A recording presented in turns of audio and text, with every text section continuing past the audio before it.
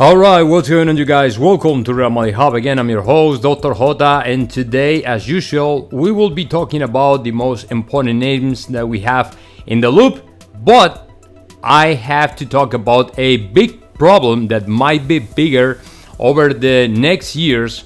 Well, maybe it's not becoming bigger or more problematic. It is actually something that is happening right now. I mean, we won't have to wait too long, because what PSG and all these super clubs like PSG, Manchester City and Chelsea are doing right now is something that we are suffering right now. I mean, we won't have to wait too long, okay? So that problem, it is pretty much these guys are willing to throw on the table whatever it takes to keep all the better players in Europe under their rule, in their teams, sign them to all of them, offering whatever they want to keep them in their sides, right? And of course, I'm talking about something that affects and impacts directly to Real Madrid.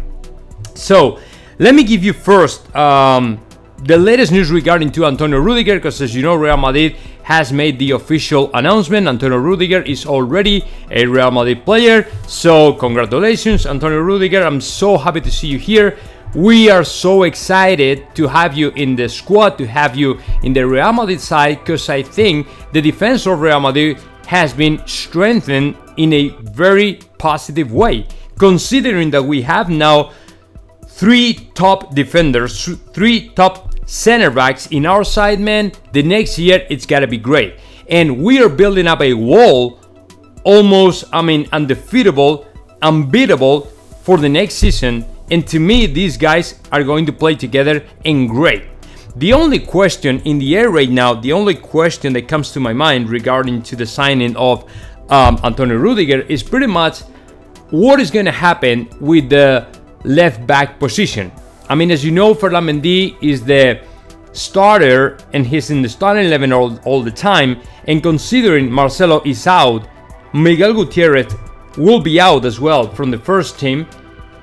Some people are rumoring and speculating with the possibility for David Alaba to occupy the left back of Real Madrid, sending straight to the bench to Mendy.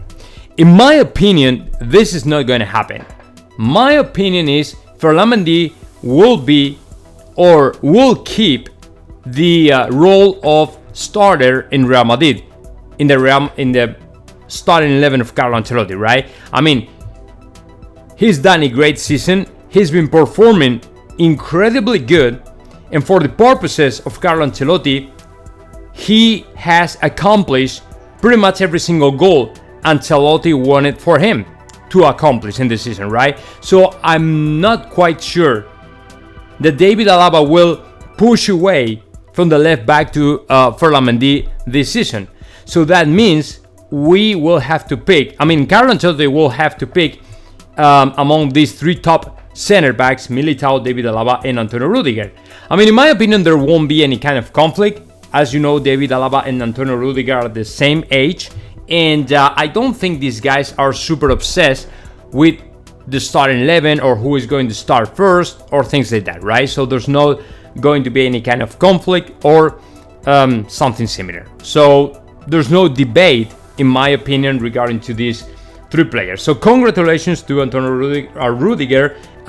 It's a very good signing for Real Madrid. And of course, thank God, PSG didn't place its eyes on this player, man. Because otherwise, we would be talking about another drama, another soap opera regarding to another player. And that leads me to the next question and the next subject. And it's regarding to Sadio Mane. Before to get into the details on Tchouameni and all the stuff, let me remind you, yesterday in Germany, it was posted by Bild, Real Madrid is interested in Sadio Mane. So the thing is, today, PSG is, again, it's going to be another contender for Sadio Mane.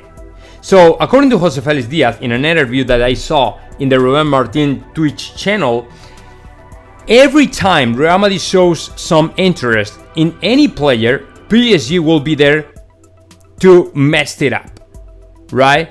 So every time they have a chance to mess any single possible potential transfer for Real Madrid, PSG will be there, increasing and raising the price that we should pay for the player. So raising the market price of the player and inflating the market price of every single player, which is nuts, insane, and annoying. But that is going to happen. So I just want to make sure that you really understand what is going on right here. And that leads me to the next name, Tchouameni. What is going on with Aurelien Tchouameni right now? The only reason, listen up.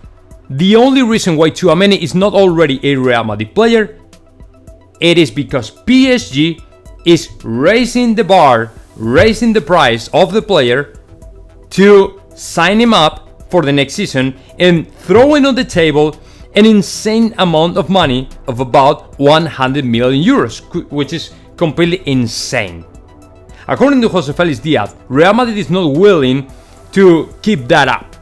Real Madrid is not willing to keep up with the Joneses. It's not willing to keep up with PSG and pay an overprice for a player that is a very good player, no doubt about that, no question, but he doesn't deserve to be paid about 100 million. Not him, but Monaco, to the club, right?